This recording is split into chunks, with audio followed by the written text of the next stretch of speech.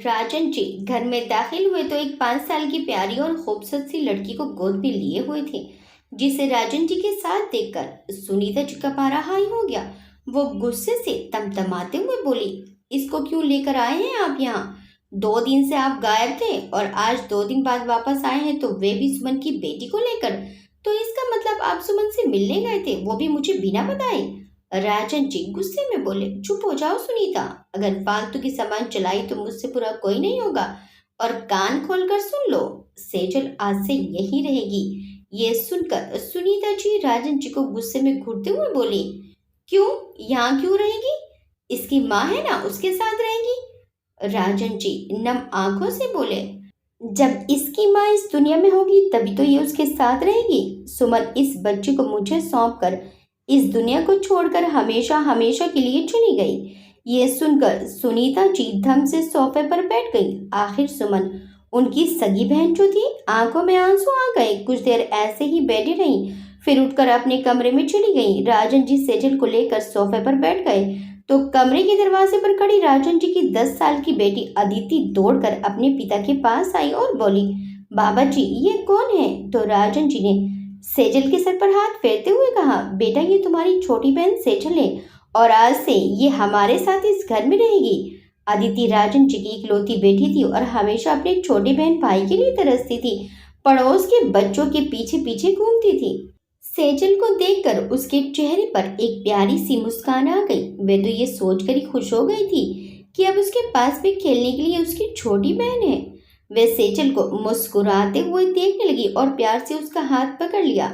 फिर उसे कुछ ध्यान आया और वो अपने कमरे में भागी हुई गई और जल्दी से अपने कमरे में से एक बिस्कुट का पैकेट लेकर आई और सेजल के हाथ में पकड़ा दिया। राजन जी ये देखकर बहुत खुश हुए। उनके मन को तसल्ली हो गई कि अदिति ने सेजल को अपना लिया, परंतु सुनीता जी की ओर से वे अभी भी आश्वस्त नहीं थे कि वो उसे अपनाएगी या नहीं। थोड़ी देर बाद अदिति किचन में गई और सेजल के लिए दूध लेकर आई और सेजल को अपनी गोद में बैठाकर दूध पिलाने लगी। सुनीता जी अपने कमरे से बाहर नहीं आई। रात हो गई थी। राजन जी ने दोनों बच्चियों को खाना खिलाकर सुला दिया और खुद सुनीता जी के पास गए और उन्हें खाने के लिए वो कहने ही वाले थे कि उन्होंने देखा कि सुनीता जी सो रही थी। तो उन्होंने सुनीता जी को जगाना ठीक नहीं समझा और बाहर आ गए और खुद भी खाना खा लिया। खाना खाकर वे भी दोनों बच्चों के पास जाकर सो गए।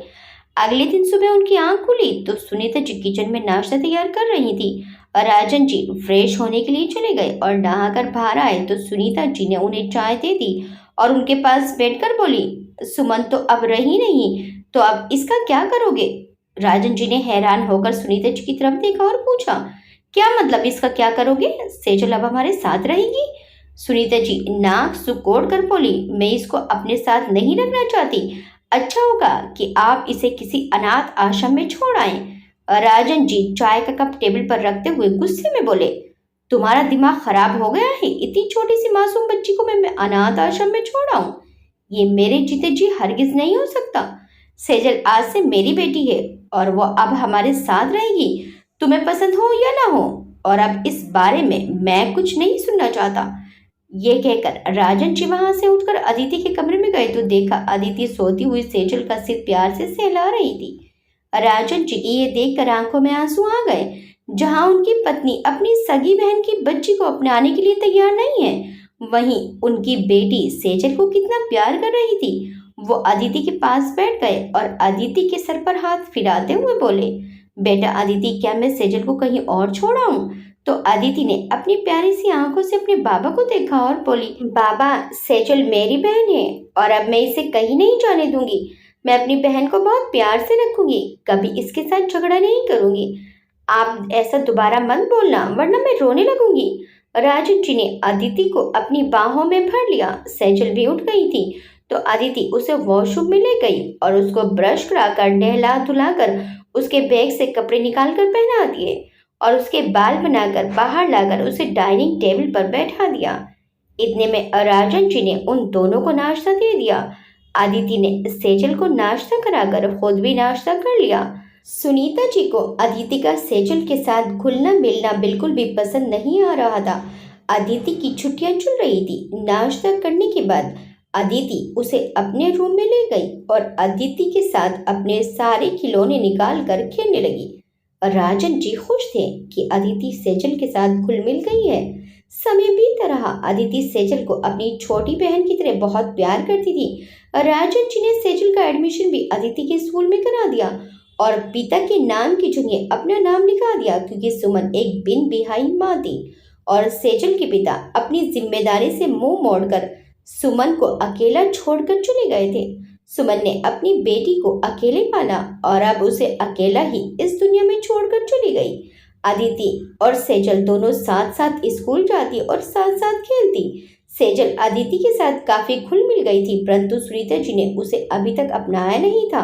सेजल सुनीता जी से बहुत डरती थी, क्योंकि एक तो सुनीता जी उससे कभी भी बात नहीं करती थी, ऊपर से अगर कोई गलती हो जाए तो सेजल को बहुत बुरी तरह से डांटती थी, जिससे सेजल डर जाती थी और रोने लगती थी। तब अदिति और राजन जी उसे प्यार से चुप करते, तब वो चुप होती थी।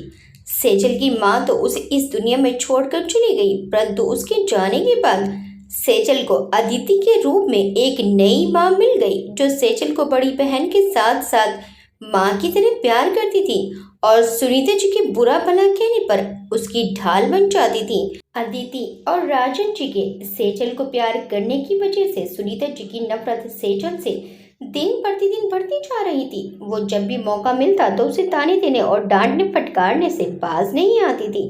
समय पंख लगाकर उड़ गया और देखते ही देखते अदिति और सेजल बड़ी हो गई थी। आज अदिति की शादी है और सुनीता जी ने उसे अदिति से दूर रहने के लिए कह रखा है, जिसकी वजह से सेजल अदिति के पास तक नहीं आई है।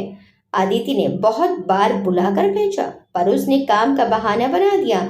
यहाँ तक कि सेजल अदिति के फेरों और बाकी सब रस्मों में भी शामिल नहीं हुई और विदाई के समय भी दूर से ही अदिति को देखकर रोती रही। अदिति की नजर भी सेजल को ढूंढती रही, पर वो उसे कहीं भी नजर नहीं आई और रोते रोते अदिति विदा हो गई। अदिति के घर से विदा होने के बाद तो सुनीता जी ने सेजल को और भी ज्यादा बुरा भला कहना शुरू कर दिया। राजन जी के समझाने का भी उन पर कोई असर नहीं होता था। सेजल घर का काम निपटाती और कॉलेज चली जाती। कॉलेज से आकर पढ़ने बैठ जाती। उसके ग्रेजुएशन का ये आखिरी साल था। सुनीता जी की वजह से सेजल अपने कमरे से कम ही बाहर निकलती। देखते देखते उसकी ग्रेजुएशन कंप्लीट हो गई। उसकी छुट्टियां होते ही अदिति अपने घर आई और वो जिद करके सेजल को अपने साथ अपनी ससुराल ले गई। उसके ससुराल वाले बहुत अच्छे थे। उनकी एक बहुत बड़ी हवेली थी। अदिति के ससुर दो भाई हैं, बड़े ठाकुर राजवीर सिंह और छोटे ठाकुर रणधीर सिंह। बड़े ठाकुर राजवीर सिंह जी का एक ही बेटा है, देवराज सिंह ठाकुर, जबकि छोटे ठाकुर रणधीर सिंह के दो बेटे हैं, बड़ा बेटा विनय सिंह और छोटा बेटा अभय सिंह। विनय सिंह की शादी को 10 साल हो चुके हैं और उसकी पत्नी का नाम राज रानी है। छोटे बेटे अभय सिंह की शादी अदिति से हुई है। दोनों भाइयों विनय और अभय में जमीन आसमान का फर्क है। विनय एक लालची और मक्कार इंसान है, वहीं अभय अपने बड़े पापा और अपने पापा के नक्शे कदम पर चलने वाला एक अच्छा इंसान है, जिसमें मानवता कूट कूट कर भरी हुई है। वो अदिति को बहुत प्यार करता है। अदिति सेजल को अपने बच्चे के समान मानती है, तो अभय भी सेजल को अपने बच्चे की तरह ही प्यार करता है। अदिति के बस एक बार कहने पर ही वो सेजल को अपने साथ रखने पर राजी हो गया और उसका मास्टर में एडमिशन भी करा दिया। अदिति अपनी सास से ज्यादा अपनी ताई सास यानी देवराज की माँ रुक्मणी जी के बहुत करीब है और सेजल भी जब से अदिति के साथ हवेली आई है तब से रुक्मणी जी का बहुत ख्याल रखती है। उन्हें टाइम से दवाई देना, खाना देना और उनके सिर और पैरों की मालिश करना, ये सब काम सेजल ही करती है। दिल्ली में एक लड़का शावर ले रहा था, तभी कमरे में रखा उसका मोबाइल रिंग करने लगा। शावर लेकर वो बाथरूम में बाहर आया तो उसने चेक किया तो कॉल उसकी माँ का था। उसने मोबाइल फिर से टेबल पर रख दिया और एक लोअर और टी शर्ट पहन ली। तभी उसका मोबाइल फिर से रिंग करने लगा तो उसने मोबाइल उठाकर देखा तो माँ का नाम शो हो रहा था। उसने कॉल उठाया और बोला, प्रणाम माँ। उसके इतना बोलते ही दूसरी तरफ से एक औरत की आवाज़ आई जो थोड़ी परेशान लग रही थी। देवराज बेटा, कैसे हैं आप और मेरा फ़ोन क्यों नहीं उठाया था आपने? उनके बोलते ही देवराज ने कहा, माँ मैं शावर ले रहा था इसलिए फ़ोन नहीं उठा पाया था। सब ठीक है यहाँ? तो आप इस बार महाआरती में आ रहे हैं ना? इतना पूछते ही देवराज ने कॉल कट कर दिया और एक मैसेज लिख भेजा, जिसे रुक्मणी देवी जी मिलते ही समझ गई कि इस बार भी उसकी ना ही है। ये लड़का और कोई नहीं देवराज सिंह ठाकुर है और एक बहुत बड़ा बिजनेसमैन है और अपने बिजनेस के सिलसिले में ट्रेवल करता रहता है और इस समय दिल्ली में है। और ये थी देवराज की माता जी रुक्मणी देवी, जो कि राजस्थान में एक बहुत बड़ी हवेली में रहती हैं। जो रहती तो राजस्थान में है, परंतु उनका दिल और दिमाग देवराज के पास ही रहता है, क्योंकि देवराज को घर बुलाना भी उनके लिए अब नामुमकिन होता जा रहा है। इसका कारण है कि देवराज अपने घर आना ही नहीं चाहता और देवराज के घर न आने की वजह से रुक्मणी जी बीमार रहने लगी हैं। फोन कट करने के बाद देवराज अपने रूम से बाहर आकर नीचे हॉल में आ गया और अपने सर्वेंट को कॉफी बनाने के लिए कहा और खुद सोफे पर बैठ गया। सर्वेंट कॉफी लेकर आ गया तो देवराज कॉफी का मग लेकर हॉल में बनी खिड़की के पास आकर खड़ा हो गया। सर्दी का मौसम था, पर उसने बस एक शर्ट और लोअर पहन रखा था। वह कॉफी पी रहा था, तभी उसका मोबाइल फिर से रिंग करने लगा। उसने मोबाइल देखा तो उसके मैनेजर का फोन था। उसके मैनेजर अमन ने उसे कुछ बताया तो उसने अपने मैनेजर से कहा, कल रात की मीटिंग फिक्स करो, और ये कहकर उसने फोन रख दिया और कॉफी पीते हुए वो कुछ सोचने लगा। देवराज सिंह ठाकुर अपने बिजनेस के सिलसिले में जब भी दिल्ली में आता है तो अपने इस घर में अकेला ही रहता है। इतना बड़ा बिजनेसमैन होकर भी अकेला था, न कोई दोस्त ना ही कोई प्यार करने वाला। पिता से उसने बरसों से अनचाही दूरी बना रखी है। माँ और दादी है, उनसे भी दूर रहता है। उसकी जिंदगी में वीरानी के रंग के अलावा और कोई रंग नहीं था और इस रंग को उसने अपने लिए खुद चुना था, परंतु इस रंग से वह भी उगता गया था। उसकी उम्र 30 साल हो चुकी थी, परंतु अभी तक उसकी जिंदगी में कोई लड़की नहीं थी। वे लड़की उससे दूर ही रहता था। हर लड़की देवराज सिंह के पास आने से भी डरती थी, क्योंकि उसकी गुस्से से भरी आंखें देखकर हर लड़की डर जाती थी। कॉफी पीने के बाद देवराज अपने रूम में चला गया और कल की मीटिंग के लिए तैयारी करने लगा। कुछ समय बाद उसने अपने एक सर्वेंट को खाना टेबल पर लगाने का ऑर्डर दिया और नीचे हॉल में जाकर खाना खाकर ऊपर अपने कमरे में आकर सो गया। अगले दिन सुबह देवराज रेडी होकर बाहर आया तो घर के सामने 5 गाड़ियां खड़ी थी। सबके सामने बॉडीगार्ड थे। उसे इस वक्त देखकर ऐसा लग रहा था कि वह सच में एक बहुत बड़ा बिजनेसमैन है। उसकी पर्सनैलिटी को इस वक्त कोई देखता तो सच में शॉक्ड हो जाता, क्योंकि देवराज ने 3 पीस सूट पहना हुआ था, जिसमें वह बहुत ही हैंडसम लग रहा था। देवराज की हाइट 5 फुट 11 इंच है। गोरा रंग, तरीके से जेल से सेट किए हुए बाल, ब्राउन आंखें। कोई लड़की अगर देख ले तो उस पर बिजलियां गिर पड़े। वे बाहर निकला तो उसका मैनेजर अमन जल्दी से आकर उसका लैपटॉप वाला बैग संभाल के उसके हाथ से ले लेता है और देवराज के लिए गाड़ी का गेट खोलता है। देवराज गाड़ी में बैठ जाता है। उसके बैठते ही अमन और बाकी सब भी दूसरी गाड़ी में जाकर बैठ जाते हैं। गाड़ी बंगले से बाहर निकलती है और ऑफिस की तरफ चल देती है और देवराज की गाड़ी के पीछे पीछे बाकी 4 गाड़ियां भी निकल जाती हैं। देवराज सिंह अपने ऑफिस में था। वह अपने ऑफिस के सारे स्टाफ के सामने खड़ा था। उसके चेहरे पर गुस्सा साफ झलक रहा था। उसने सब पर एक नजर डाली और उन्हें देखते हुए बोला, मैं कुछ दिन बाहर रहा तो बहुत छुट्टियां मना लिया आप सबने।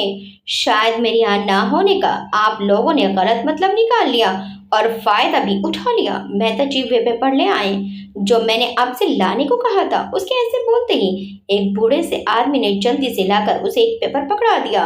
देवराज ने उस पेपर को हाथ में लेते हुए कहा, हाँ तो आप सबको पता ही होगा कि देवराज सिंह ठाकुर को अपने काम से बहुत प्यार है और वह उन लोगों की रिस्पेक्ट करता है जो उसके यहाँ ईमानदारी से काम करते हैं। और इन पेपर पर जितने लोगों के नाम है वे सब मेरे केबिन में आकर ये बताएं कि मैं उन सबको फायर क्यों ना करूं और उन्होंने 1 साल से इस कंपनी के लिए क्या क्या किया, और जो ना बता पाया उसे मैं इज्जत के साथ यहाँ से अभी और आज इसी वक्त विदा कर दूंगा। मैं यहाँ नहीं था। इसका गलत ही मतलब निकाल लिया आप सबने शायद, पर मैं आपको बता दूं कि मैं चाहे दुनिया की किसी भी जगह पर हूँ, लेकिन मुझे मेरे से जुड़ी हर चीज के बारे में पता होता है। तो आइए, जिन लोगों ने ये गलतफहमी अपने दिमाग में पार रखी है उसे निकाल फेंक दें और अब काम करें। ये कहकर वे जाने लगा और कुछ दूर जाकर वे फिर रुका और सबकी तरफ देखकर बोला, जितने दिन मैं यहाँ नहीं था सबने बहुत मजे किए, तो अब आप पूरे महीने बिना किसी छुट्टी के काम करेंगे। भूल जाओ, कोई संडे आता है या कोई फेस्टिवल तो शुरू कीजिए अपना काम। देवराज ये कहकर अपने केबिन में चला गया। सारे स्टाफ का मुंह उतर गया और सब डरे हुए थे, साथ में परेशान भी, क्योंकि देवराज जो कहता है वही करता है। और अब स्टाफ का बैंड बजने वाला था। देवराज आकर अपने केबिन में बैठ गया और दोपहर तक अपने काम में व्यस्त रहा। उधर राजस्थान में एक लड़की बहुत तेजी से रेत पर भागी जा रही थी। उसने अपने बैग को एक हाथ से कस के पकड़ रखा था। तभी पीछे से उसकी एक दोस्त उसे आवाज लगाते हुए कहती है, अरे सेजल, जरा ठहर यार, मेरी तो जान ही निकल जाएगी। तू थोड़ा धीरे नहीं चल सकती? कतई पीटी उषा बन गई तू तो। अभी तो मेरी शादी भी नहीं हुई है। भगवान, मैं तो शादी से पहले ही मर जाऊंगी। फिर मेरे होने वाले पति की शादी कहीं और हो जाएगी। बिना पीछे मुड़े उसने कहा, यार निशा चुप कर, कुछ भी बोलती रहती है। तुझे पता है ना, आज मौसी जी आ रही है घर, और दीदी ने कहा था जल्दी घर आने के लिए। अगर हम जल्दी नहीं पहुंचे तो उनकी डांट और तानों से हमें इस बार दीदी भी नहीं बचा पाएंगी। तो इसलिए घर जल्दी पहुंचना जरूरी है। एक तो तेरी उस खटारा स्कूटी ने बीच रास्ते में धोखा दे दिया। जब उसकी जरूरत होती है तभी ऐसा होता है। दोनों बातें करते हुए भागी जा रही थी। निशा ने लंबी लंबी सांस लेते हुए सेजल से कहा, अगर आज तेरे माँ और पापा होते तो तुझे कोई नहीं डांटता, और अगर तेरे पिता होते तो तुझे मौसी के तानों से बचा लेते और उनका मुंह हमेशा के लिए बंद कर देते। फिर तुझे कोई अनाथ भी नहीं कहता। ये सुनते ही सेजल के भागते हुए कदम रेत के टीले पर ही रुक गए थे। निशा का अनाथ कहना सेजल को जैसे अंदर तक हिला गया था। सेजल के कदम जैसे जम गए थे। वे मुड़कर निशा को देखने लगी। निशा की भी जुबान अब बंद हो चुकी थी। उसे एहसास हुआ कि वे बोलते बोलते वह बात बोल चुकी थी जो उसे बोलना नहीं चाहिए था। उसे अपनी गलती का एहसास हो चुका था। सेजल के पास आते हुए उसने कहा, माफ कर दे यार, मेरे मुंह से गलती से निकल गया, सॉरी यार। ये कहते हुए निशा उसके पास आ गई थी। निशा ने उसका हाथ पकड़े हुए फिर से कहा, सॉरी यार, माफ कर दे, नहीं करूंगी ये गलती फिर कभी। पता नहीं कैसे ये शब्द मेरे मुंह से निकल गया। सॉरी, माफ कर दे सेजू। उसके ऐसे माफी मांगने पर सेजल ने एकदम से अपने चेहरे पर आए भावों को बदल दिया और उससे कहा, चल अब जल्दी, नहीं तो सच में मौसी हमें नहीं छोड़ने वाली। ये कहकर निशा का हाथ पकड़कर एक बार वह फिर से भागने लगी। वे लोग जल्दी से सड़क पर आए और एक बस को रोककर उसमें चढ़ गए। उधर दिल्ली में देवराज को काम करते करते रात हो चुकी थी। देवराज के मैनेजर अमन ने आकर उससे कहा, बॉस, हमें एक मीटिंग में जाना है। उसके कहने पर देवराज को मीटिंग याद आई और उसने लैपटॉप को बंद करते हुए कहा, चलो। दोनों वहां से निकलकर सीधा लिफ्ट से नीचे आए। गाड़ी में बैठते ही देवराज का मोबाइल रिंग करने लगा। अमन आगे बैठा था। उसने ड्राइवर से चलने को कहा। देवराज ने अपना मोबाइल उठाकर देखा तो माँ का फोन था। उसने फोन उठाते हुए कहा, जी माँ, बोलिए क्या बात है। उधर से रुक्मणी जी की आवाज आई, बेटा, हमने सुना है कि आप दिल्ली आए हुए हैं। जी माँ, मुझे एक काम के सिलसिले में आना पड़ा। आप बताइए, आपकी तबीयत कैसी है। हम ठीक हैं। आप दिल्ली आए हैं तो यहाँ भी आ जाइए, एक बार आपसे मिल लेंगे। 2 साल हो गए हैं आपसे मिले। आप पहले साल में एक बार मिल जाया करते थे, अब तो 2 साल से आए ही नहीं है। एक बार आ जाओ बेटा।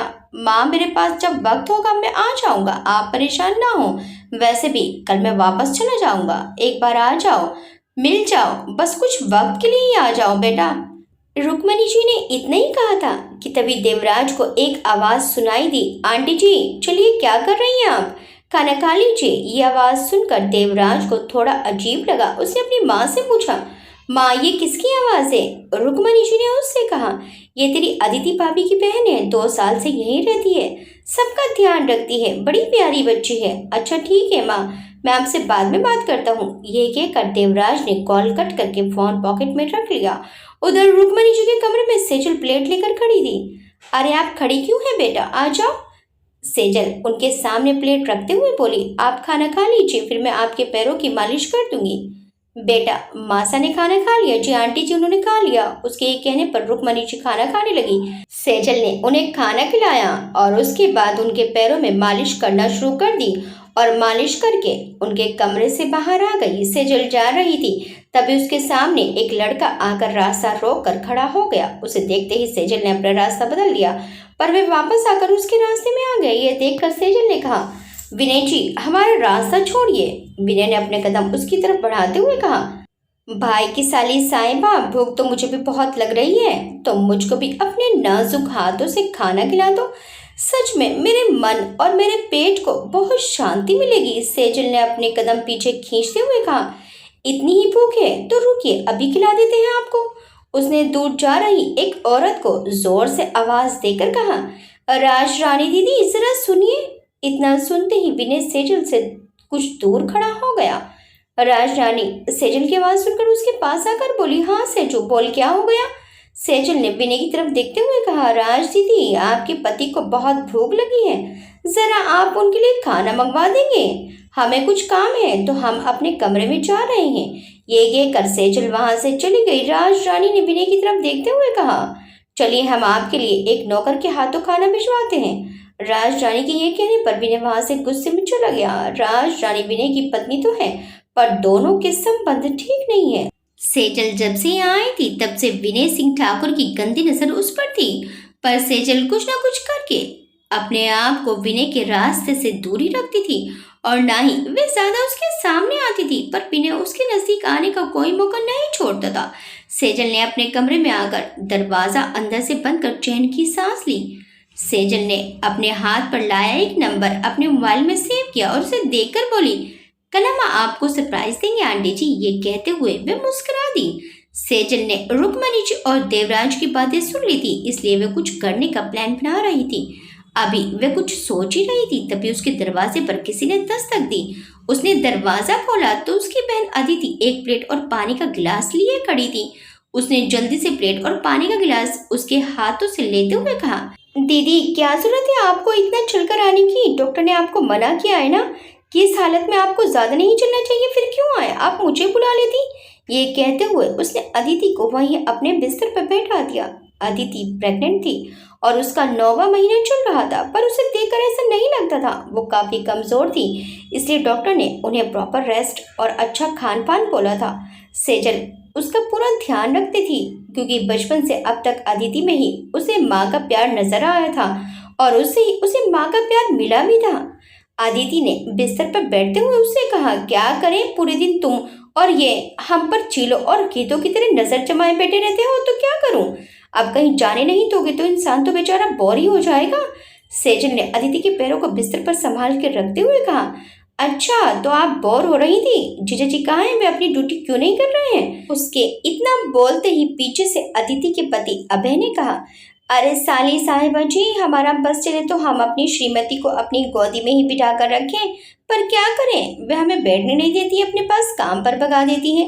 ये कहते हुए अभी उनके कमरे में आ गया। सेजल और अदिति उसे देखकर मुस्कुरा दिए। कुछ देर बात करने के बाद अभय अदिति को अपनी गोद में उठाते हुए बोला। चलिए साली साहिबा आप सो जाइए, हम भी अपनी रानी को लेकर चलते हैं। तभी अदिति ने कहा। सुन मेरी चंदा, आज माँ किसी काम की वजह से नहीं आ पाई, पर कल पक्का आ जाएंगी, तो तू देख ले, अगर कल कुछ काम ना हो तो रुक जा।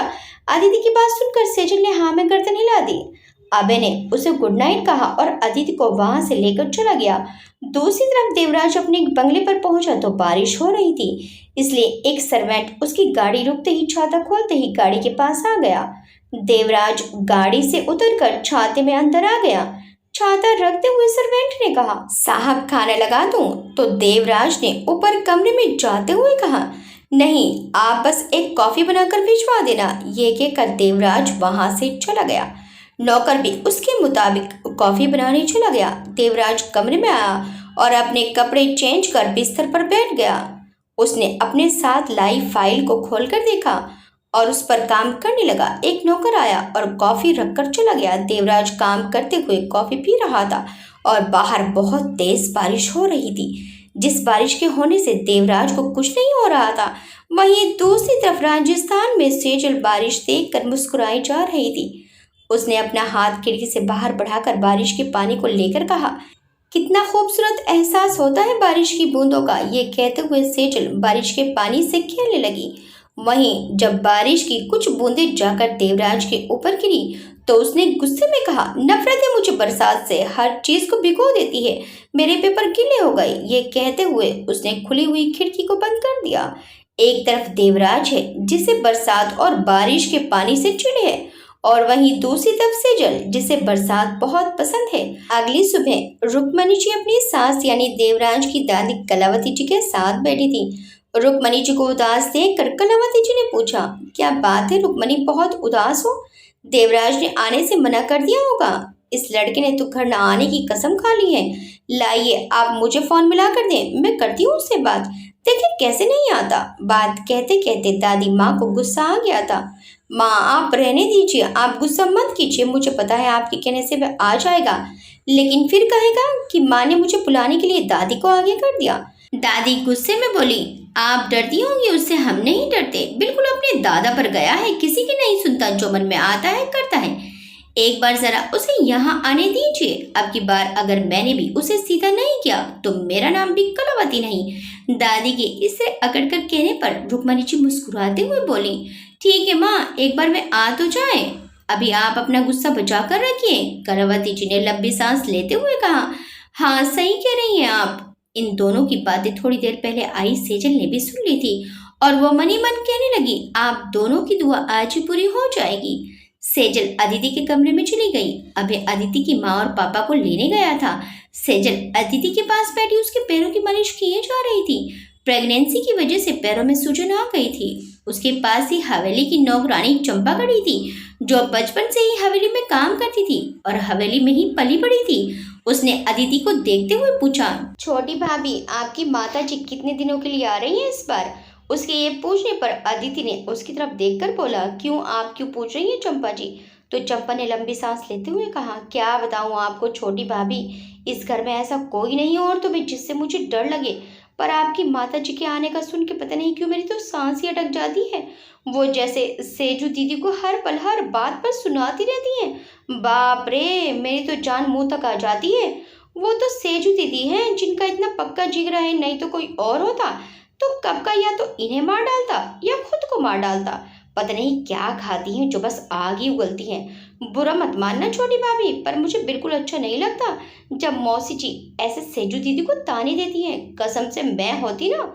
ये कहते हुए उसने अपने दांत पीस लिए, पर ये किसने देखा नहीं। अदिति और सेजल बैठी यह सब सुने जा रही थी। उन दोनों को तो सब पता था कि आखिर किस बात के लिए सलोनी की माँ सेजल को ताने मारती थी। बहुत वक्त बीत गया था, पर आज भी उस बात को उसकी मौसी ने ना तो खुद को भूलने दिया था और ना ही दूसरों को। इन्हीं तानों से बचाने के लिए ही अदिति ने अभय और रुक्मणी जी से बात करके सेजल को अपने पास अपने साथ रख लिया था। अदिति बचपन से ही उसके लिए ढाल बन के उसके साथ रही थी। मौसी ने भले ही उसे बचपन से आज तक सिर्फ ताने दिए हों, पर राजन जी और अदिति के प्यार ने उन तानों पर मलहम का काम किया था।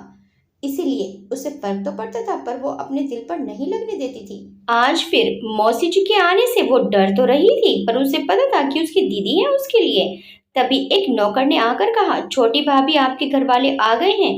ये सुनते ही पास खड़ी चंपा ने हाथ जोड़कर कहा, बचा लेना प्रभु, पता नहीं कितने दिन रुकने वाली है ये। उसके ये बोलने पर अदिति और सेजल दोनों ने उसकी तरफ उसे आंख दिखाते हुए कहा, उनके सामने चुप ही रहना। उनके ये बोलने पर चंपा ने हाँ में गर्दन हिला दी। तभी सुनीता जी और राजन जी दोनों ही अंदर आए।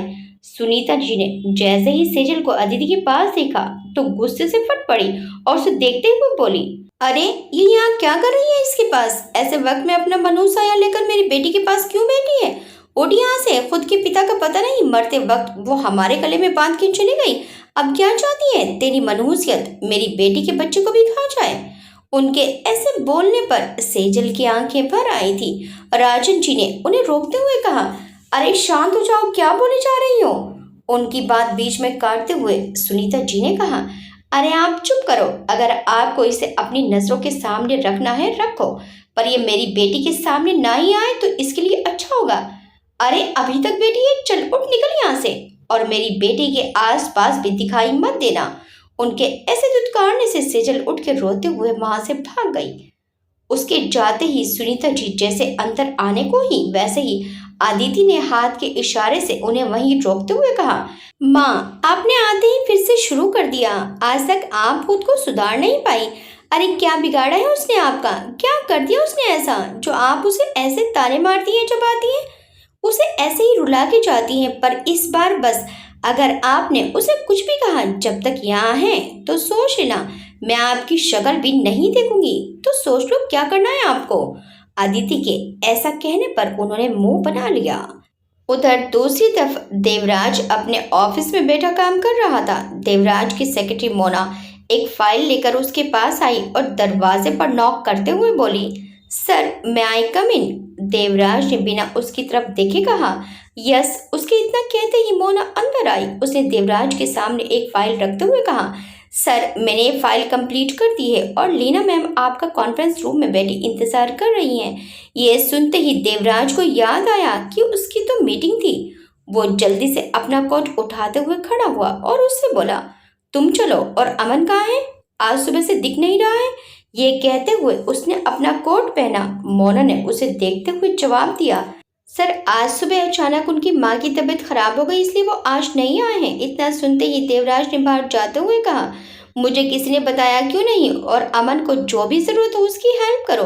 मैं मीटिंग के बाद बात करूंगा उससे। ये कहकर वो कॉन्फ्रेंस रूम की तरफ बढ़ गया। जब देवराज कॉन्फ्रेंस रूम में पहुंचा तो सामने एक लड़की बैठी थी। बहुत ही लेटेस्ट फैशन की साड़ी, स्लीवलेस ब्लाउज, खुले स्ट्रेट बाल, कानों में मैचिंग ईयरिंग, हाथों में एक्सपेंसिव वॉच। दिखने में बहुत खूबसूरत थी वो। उसका मैनेजर और सेक्रेटरी उसके पीछे खड़े थे। देवराज ने अंदर आते हुए बस एक नजर उसे देखा और बोला, हेलो मिस लीला, सॉरी मैं लेट हो गया तो मीटिंग शुरू करें? ये कहते हुए वो लीना के सामने वाली चेयर पर बैठ गया। लीना ने बहुत नजाकत के साथ कहा, श्योर। उसके कहते ही लीना की असिस्टेंट ने प्रेजेंटेशन दिया। काफी देर तक मीटिंग चलती रही। जब मीटिंग खत्म हुई तब देवराज ने उसकी तरफ देखकर कहा, मुझे सब अच्छा लगा पर मैं एक बार फाइल पढ़ के आपको बता दूंगा। ये कहकर देवराज उठ के जाने लगा तो लीना ने उसे रोकते हुए कहा, वो तो ठीक है लेकिन क्या हम पर्सनली नहीं मिल सकते? आप अगर फ्री हो तो आज शाम लीना प्लेस में मिलते हैं, फाइल के बारे में बात कर लेंगे और कुछ टाइम भी साथ में बिता लेंगे। उसके एक कहते ही देवराज उसकी तरफ मुड़ा और उससे बोला, इन फालतू कामों के लिए मेरे पास वक्त नहीं है। तो अच्छा होगा आप सिर्फ प्रोफेशनल ही रहें, पर्सनल ना हो, क्योंकि अगर मैंने पर्सनल ले लिया तो आप बहुत प्रॉब्लम में आ जाएंगी। ये बोलकर वो चला गया। लीना उसे गुस्से में जाते देख रही थी। लीना देवराज से एक बार पहले भी मिल चुकी थी और देवराज से उसे पहली नजर का प्यार हो गया था और इसीलिए वो उसके नजदीक आने का बहाना ढूंढ रही थी। पर देवराज को किसी भी लड़की में कोई इंटरेस्ट ही नहीं था। उसके सिर पर तो बस अपने काम का भूत सवार रहता था। इसी कारण से उसने बिजनेस वर्ल्ड में बहुत जल्दी अपना बड़ा नाम बना लिया था।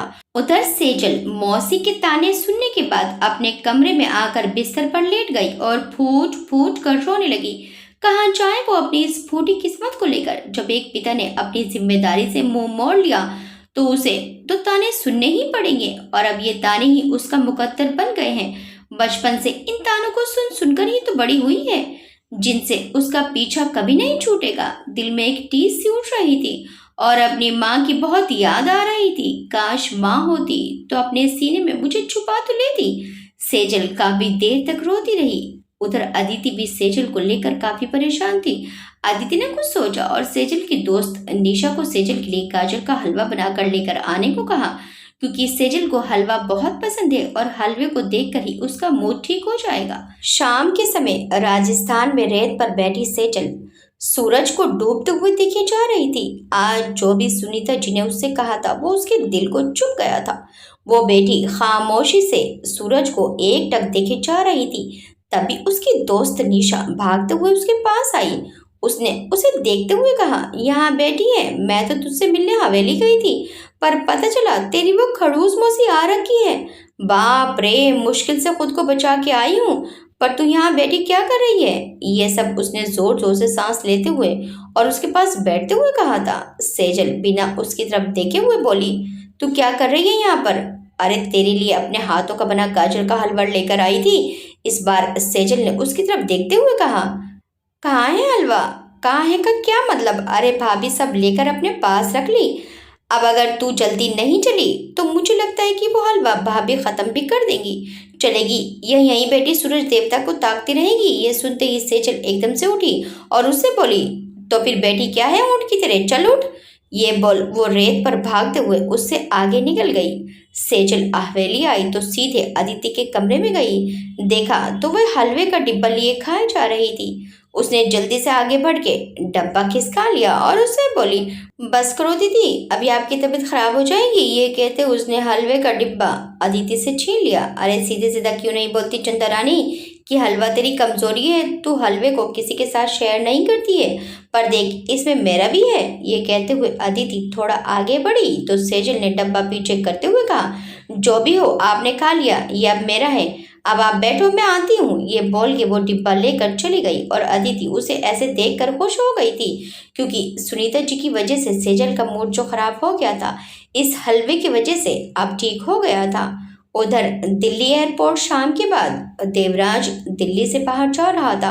वो अपनी कार से उतरा, वो अंदर जा ही रहा था कि तभी उसका मोबाइल रिंग करने लगा। उसने फोन उठा के देखा तो रुक्मणी जी का फोन था। उसने उठाया और आगे बढ़ने लगा। उधर से ना जाने किसकी आवाज थी कि देवराज घबरा गया और उसने जल्दी आने का कहकर मोबाइल रखा। उसने अंदर जाकर बात की और अपने चॉपर को जैसलमेर एयरपोर्ट के लिए बुक कर दिया। देवराज जब रात के करीब 9 बजे जैसलमेर एयरपोर्ट पर पहुंचा, उसके पहुंचते ही वहां बहुत जोरों की बारिश शुरू हो गई थी। वो किसी तरह जल्दी से एयरपोर्ट से बाहर आया। उसकी सारी गाड़ियां आकर खड़ी थी। एक आदमी ने आगे आकर छतरी खोली और देवराज छतरी के अंदर आया। वो उस आदमी के साथ आकर अपनी गाड़ी में बैठ गया। हवेली ले चलो जल्दी, ये कहते हुए देवराज ने अपना फोन निकालकर एक बार फिर रुक्मणी जी को फोन किया, लेकिन उनका फोन लग ही नहीं रहा था। वो अब परेशान हो रहा था। देवराज ने अपना मोबाइल साइड में रख दिया। गाड़ी जैसलमेर की भीगी सड़कों पर दौड़ी चली जा रही थी। वो परेशान सा बाहर देख रहा था। करीबन 1 घंटे बाद वो पहुंचा। जिस वक्त वो हवेली पहुंचा उस वक्त हवेली में अंधेरा था। बरसात की वजह से लाइट कट हो चुकी थी। बस लालटेन की रोशनी में ही हवेली में जगह जगह हल्की फुल्की रोशनी थी। देवराज की गाड़ी जैसे रुकी तो एक नौकर ने लालटेन उठा के देखा। उसने जैसे देवराज को देखा तो चीखते हुए अंदर की तरफ भागा। अरे सुनो सब, ठाकुर साहब आए हैं। देवराज ठाकुर साहब आ गए। अरे मालकिन देवराज साहब आ गए, ये कहते हुए वो रुक्मणी जी के कमरे की तरफ भागे जा रहा था। उधर कुछ नौकरों ने जल्दी से आकर दरवाजा खोला। देवराज गाड़ी से निकल अंदर की तरफ भागा। जब तक देवराज अंदर गया तब तक उस नौकर ने रुक्मणी जी और बाकी घर वालों से ये कह दिया था कि देवराज आया है। ये सुनते ही एक एक कर सब बाहर निकल आए। सब हैरान थे कि आखिर देवराज आया कैसे है, और सबसे ज्यादा कोई हैरान था तो वो था विनय। उसने तुरंत बाहर आकर देखा तो देवराज रुक्मणी जी के कमरे में दाखिल हो रहा था। देवराज रुक्मणी जी के कमरे में आया तो रुक्मणी जी बैठी उसी का इंतजार कर रही थी। जब से नौकर ने उन्हें बताया था कि देवराज आए, वो तो बस जैसे खुद को रोक ही नहीं पा रही थी। देवराज ने आकर उन्हें प्रणाम किया और उनके पांव छुए और उन्हें पकड़कर देखने लगा और उनसे पूछा, क्या हुआ आपको? आप ठीक है ना माँ? मुझे फोन आया था कि आपकी तबीयत बहुत ज्यादा खराब है। क्या हो गया था आपको? अरे हम ठीक हैं, आपको देख के तो हम और ज्यादा बढ़िया हो गए हैं। बहुत अच्छा लगा आपको देखकर।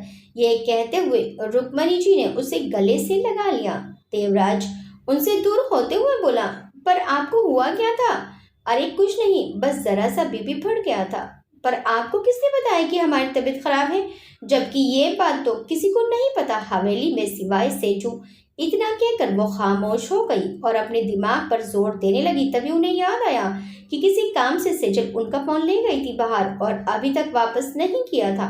उन्हें समझते देर नहीं लगा कि ये सब सेजल की ही हरकत थी, पर वो खुश थी और उसके साथ घबराई हुई भी थी, क्योंकि वो जानती थी कि देवराज को झूठ से सख्त नफरत थी। अगर उसे पता चला तो वो बहुत गुस्सा होगा, इसलिए उन्होंने बस उतना बताया जितना सच था। देवराज ने उनकी तरफ देखते हुए कहा, अब आप कैसी हैं? ठीक है ना? रुक्मणी जी ने उसके चेहरे पर हाथ फेरते हुए कहा, हाँ बेटा हम ठीक हैं। ये सुनते ही देवराज उनके गले लग गया। उनसे गले लगे वो बोला, माँ आपको पता है ना, आप हमारी जान हैं। कुछ हो गया आपको तो हम अनाथ हो जाएंगे। चुप करो, ऐसे नहीं बोलते। आप आ गए, हमारे दिल को ठंडक मिल गई। ये कहते हुए उन्होंने उसके माथे को चूम लिया। तभी दादी माँ कमरे में आई और गुस्से से बोली, सारा प्यार माँ के लिए है या दादी के लिए भी आपके पास कुछ है? देवराज ने झट से दादी के पाँव छुए और दादी के गले लगते हुए बोला, ओह दादी माँ, आप तो बुरा मान गई। माँ से ज्यादा तो हमें अपनी दादी से प्यार है। दादी माँ गुस्से में नखरे दिखाते हुए बोली, बस बस रहने दीजिए। 2 साल से हमसे मिलने नहीं आए और अब हमें कह रहे हैं कि हमसे प्यार है। अरे दादी माँ, मैं काम में बहुत बिजी था इसलिए नहीं आ पाया। तभी रानी लालटेन लिए कमरे में दाखिल हुई। उसने देवराज को देखते हुए कहा, अरे देवर जी, आखिर आप आ ही गए। देवराज उसकी आवाज सुनकर उठा और उसके पास जाकर उसके पैर छूते हुए बोला, कैसी हैं आप बड़ी भाभी, और भैया कैसे हैं?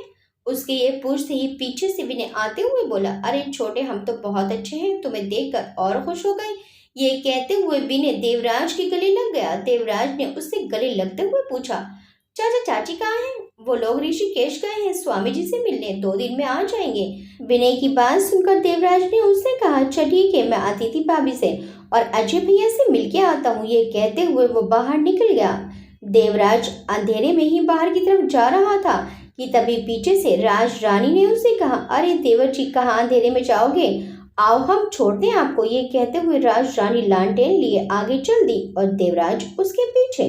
हवेली में अभी तक भी लाइट जाने पर लालटेन का ही प्रयोग होता था, क्योंकि बड़े ठाकुर को हवेली में अपनी पुरानी सभ्यता ही पसंद थी। रानी देवराज को अदिति के कमरे के दरवाजे पर छोड़कर चली गई। देवराज ने दरवाजे पर हल्के से नॉक किया तो अभय ने कहा, कौन?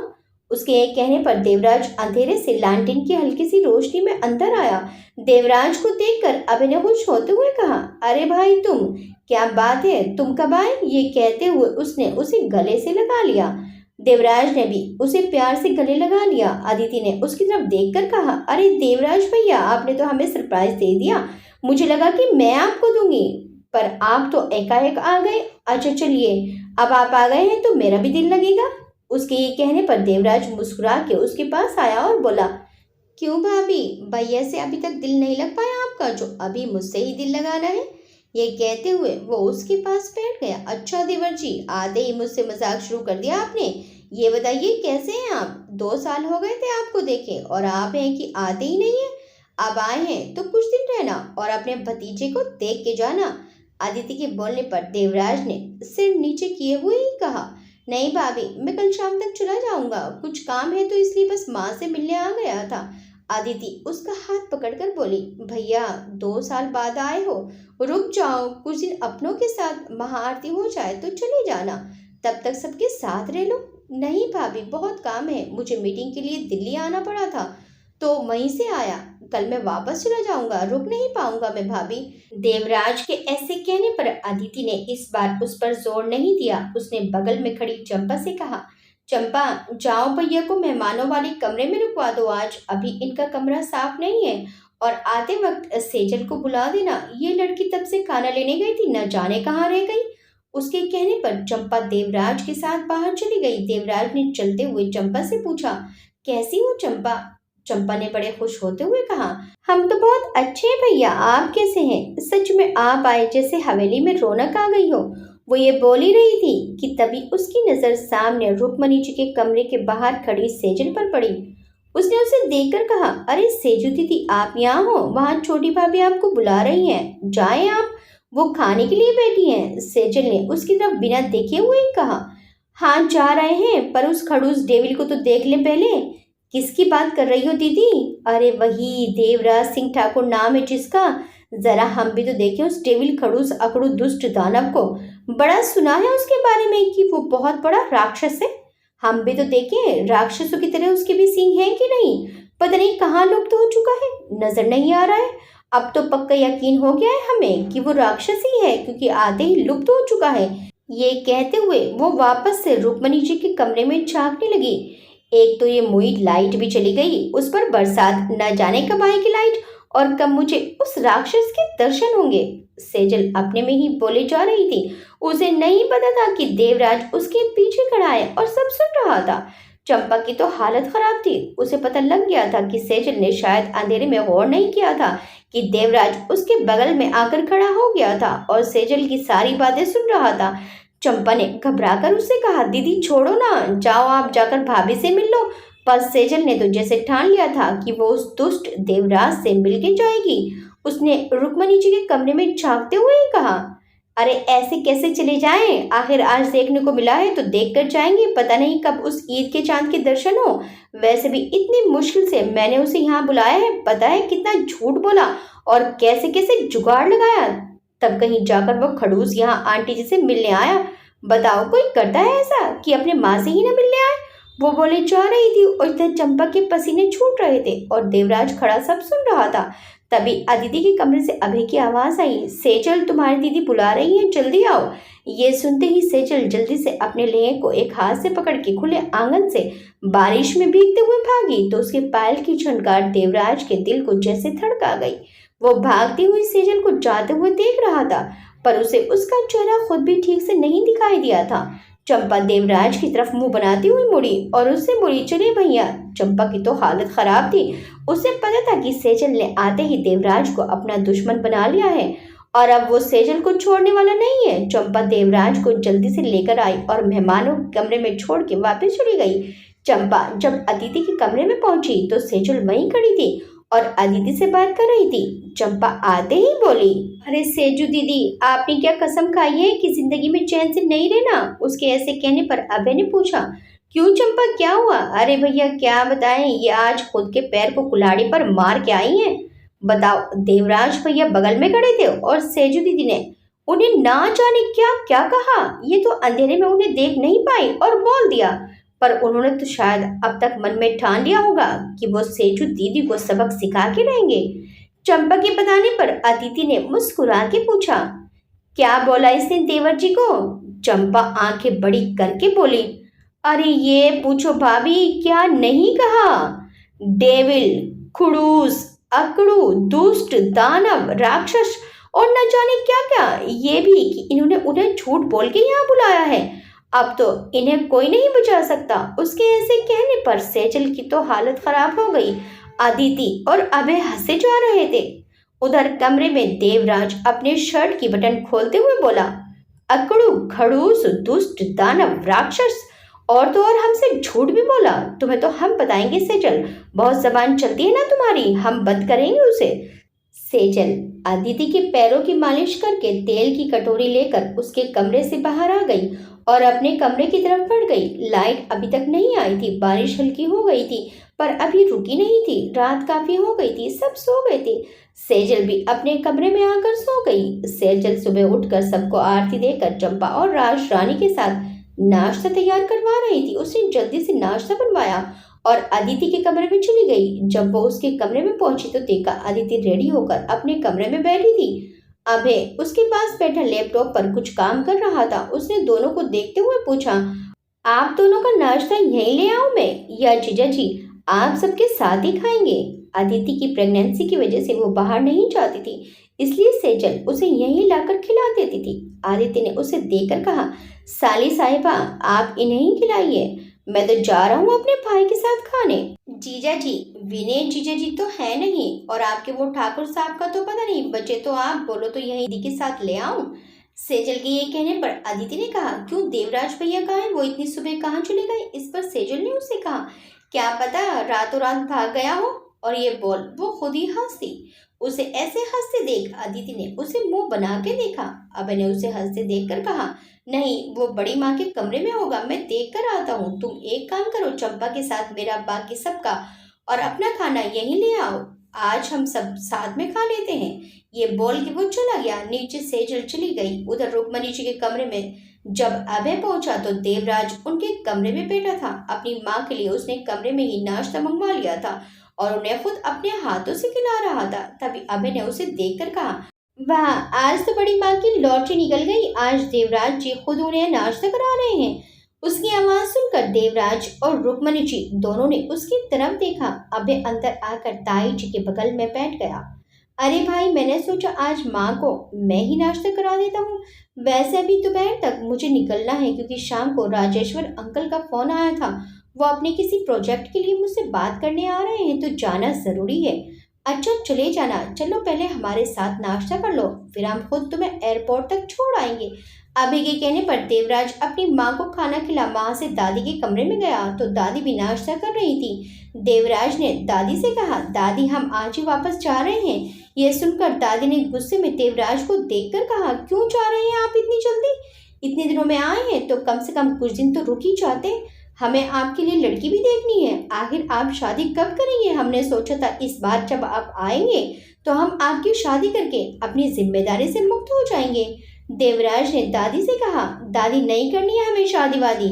ये सब बेकार की चीजें हैं जो इंसान को बांध कर रख देती हैं। वैसे भी कोई ऐसी लड़की बनी ही नहीं जो देवराज सिंह ठाकुर की जिंदगी में आ सके। ये कहकर देवराज दादी के कमरे से बाहर आ गया और दादी ने अपना सिर पकड़ लिया। अब क्या करें हम इसका?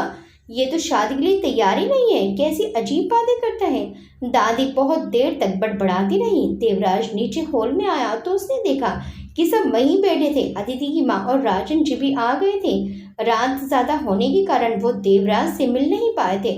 सुनीता जी ने उसे देखते हुए कहा, अरे बेटा आ गए तुम। बहुत वक्त हो गया था तुम्हें देखे, तुमसे मिले। अच्छा हुआ कि तुम आ गए। चलो इसी बहाने तुम इस बार महाआरती में तो रहोगे। देवराज ने उनकी तरफ देखकर कहा, नहीं आंटी जी, मैं इतना खाली नहीं कि ऐसे चीजों के लिए रुकूं। उसके ये कहने पर सुनीता जी जैसे आगे बोलने को ही तो राजन जी ने उन्हें चुप रहने का इशारा कर दिया और बोले, कोई बात नहीं बेटा, चलो आओ बैठो और बताओ काम कैसे चल रहा है? सब ठीक है ना वहाँ पर? देवराज वहाँ रखी एक चेयर पर बैठते हुए बोला, जी अंकल जी सब ठीक है। आप कैसे हैं? भाई हम तो मस्त रहते हैं, बाकी हमारी बेटियों की मुस्कान हमें ठीक कर देती है। ये बोलकर राजन साहब हंस दिए, पर सुनीता जी के चेहरे पर गुस्सा आ गया, पर उन्होंने कुछ कहा नहीं। उधर सेजल सबके लिए नाश्ता लेकर आई चंपा के साथ, पर जब उसने देखा कि सुनीता जी अंदर बैठी हैं तो वो बाहर ही रुक गई। चंपा ने उसे ऐसे खड़ा देखा तो उससे बोली, दीदी चलो, यहाँ नहीं आने वाला कोई, चलिए। अब उसके कहने पर भी वो वहीं खड़ी रही और चंपा से बोली, चंपा तुम इसे ले जाओ और फिर आकर बाकी चीजें भी ले जाना। अंदर मौसी बैठी हैं, अभी देखकर फिर कुछ बोलने लगेगी। तू जा और ये सब रख के आ, और ये भी ले जा। कोई पूछे तो बोलना कि मैं स्कूल चली गई। ये सुनकर चंपा ने भी कुछ नहीं कहा और वो अंदर गई और नाश्ते की ट्रे वहां रख वापस बाहर आई और सेजल के हाथ से दूसरी ट्रे लेकर वापस अंदर चली गई। सेजल वहां से सीधी रुक्मणी जी के कमरे में गई। चंपा के साथ सेजल को ना देखकर अदिति ने उससे पूछा, चंपा सेजू कहाँ है? नाश्ता नहीं करेगी क्या वो? बोलो उसे कि आ जाए, अभी स्कूल जाने का वक्त हो जाएगा, फिर बिना खाए चली जाएगी वो। उसके कहने पर चंपा ने उससे वही कहा जो उसे सेजल ने बोलने के लिए कहा था।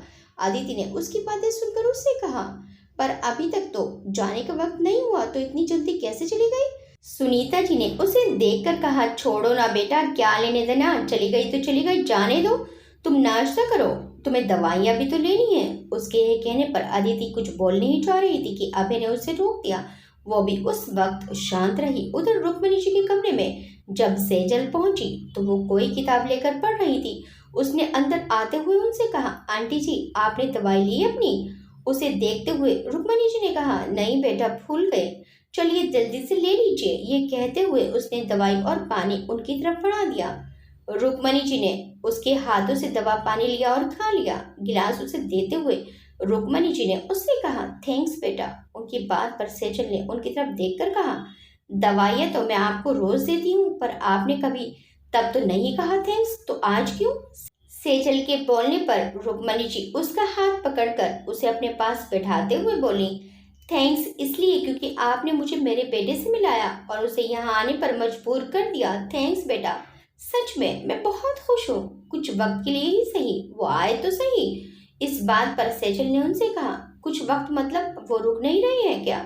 नहीं, उसकी मीटिंग है कोई जिसमें उसे जाना है, तो वो वापस आज दोपहर को जा रहा है। ये सुनते ही सेजल ने सोचते हुए कहा, किसके साथ है मीटिंग? राजेश्वर सिंह राजपूत जी है ना, उनके साथ। वो इस वक्त इंदौर में है तो वापस जा रहा है। उनके इतना कहने पर सेजल ने देखा कि वक्त हो गया था, उसे स्कूल के लिए निकलना था। वो उठते हुए बोली, अच्छा आंटी जी मैं चलती हूँ, स्कूल का वक्त हो गया है। ये बोलकर वो बाहर आ गई। वो उनके कमरे से निकलकर जा ही रही थी कि उसके कदम देवराज के कमरे के सामने आकर रुक गए। उसे झांक के देखा तो वहाँ कोई नहीं था। देवराज का मोबाइल बज रहा था। सेजल ने इधर उधर देखा और अंदर घुस गई। मोबाइल उठाकर देखा तो राजेश्वर जी की कॉल आ रही थी। मोबाइल शायद काफी देर से रिंग कर रहा था, इसलिए उसके उठाने से पहले ही कॉल कट गया। वो मोबाइल रखने ही वाली थी कि उसके दिमाग में कुछ आया और उसने पास में टेबल पर रखा पेन उठाया और उनका नंबर अपने हाथ पर लिख लिया। तभी उसके कानों में किसी के कदमों की आहट गई। वो जल्दी से मोबाइल को बिस्तर पर पटक के बाहर जाने को हुई तो देखा कदमों की आहट बढ़ गई है। शायद कोई कमरे के नजदीक आ गया था। सेजल यह आहट सुनकर घबरा के दरवाजे के पीछे छुप गई। देवराज जब कमरे में आया तो बिस्तर पर रख के अपने मोबाइल को देखने लगा। सेजल ने पीछे से उसे देखा और धीरे से कदमों के साथ वो उसके कमरे से निकल के जाने लगी, लेकिन उसकी चूड़ियों और पायल की आवाज पर देवराज ने पीछे मुड़कर देखा तो सेजल उसके कमरे से बाहर निकल के जा रही थी। वो जब तक उसके पास जाता वो सीढ़ियां चढ़ के अपने कमरे में जा रही थी। तभी पीछे से आ रही चंपा ने उससे पूछा, क्या हुआ भैया, ऐसे क्या देख रहे हैं? वो जो लड़की अभी गई है वो कौन थी? देवराज के पूछने पर चंपा ने कहा, वो तो सेजल दीदी हैं। क्यों, क्या हुआ, कोई बात हुई है क्या? नहीं, बस ऐसे ही। अच्छा सुनो, ड्राइवर से बोल दो कार रेडी रखे, मुझे 12 बजे निकलना है। देवराज ने इतना कहा और अपने कमरे में आ गया। चंपा उसके कहने पर ड्राइवर से बोलने चली गई। देवराज मन ही मन सोचने लगा, अच्छा तो तुम हमारे कमरे की भी जासूसी कर रही थी। तुमने हमसे उलझकर अच्छा नहीं किया। आगे क्या होगा? देवराज सेजल को सबक सिखाएगा या छोड़ देगा? क्या सेजल देवराज को बदल पाएगी? देवराज और उसके पिता के बीच आखिर क्या हुआ था? देखिए इस कहानी के अगले एपिसोड में। आपको ये कहानी कैसी लगी हमें कमेंट करके जरूर बताइएगा। वीडियो अच्छी लगी तो वीडियो को लाइक शेयर सब्सक्राइब करना मत भूलिएगा। मिलते हैं नेक्स्ट टाइम इस कहानी के अगले एपिसोड में। Till then bye bye.